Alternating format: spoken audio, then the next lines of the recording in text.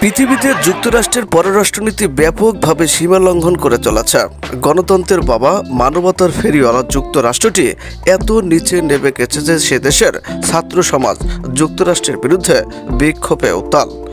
বিশ্ব শান্তি তৈরির জাতিসংঘ মানবাধিকার সংস্থা যে রাষ্ট্রের মধ্যে অবস্থিত, তারাই যখন গণহত্যাকে সমর্থন করে বিলিয়ন বিলিয়ন ডলার সহযোগিতা করে, গণহত্যাকে প্রসারিত ও দীর্ঘস্থায়ী করে, তাদের মুখে মানবাধিকার শব্দটি উচ্চারণ করা এক ধরনের অপরাধ।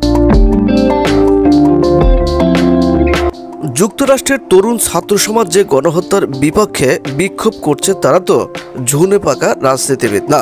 তারা যেটাকে গণহত্যা ভাবছে যুক্তরাষ্ট্র ও ইসরায়েলের প্রশাসন, সেটাকে আত্মরক্ষার যুদ্ধ বলে প্রচার করছে। যুক্তরাষ্ট্রের ছাত্র সমাজ যেটাকে গণহত্যা ভাবছে যুক্তরাষ্ট্র প্রশাসন, সেটাকে যুক্তরাষ্ট্রের আধিপত্য ও অলিখিত সাম্রাজ্যবাদ টিকে থাকার লড়াই ভাবছে। ইসরায়েল এই গণহত্যাকে তাদের টিকে থাকার লড়াই ভাবছে। ইসরায়েলের কাছে এটা গণহত্যা নয়, এটা তাদের শত্রুদের শেষ করার একটা লড়াই। যুক্তরাষ্ট্রের ছাত্র সমাজ যেটাকে গণহত্যা ভাবছে যুক্তরাষ্ট্র প্রশাসনের কাছে, এটা একটা বিশ্ব ব্যবসা।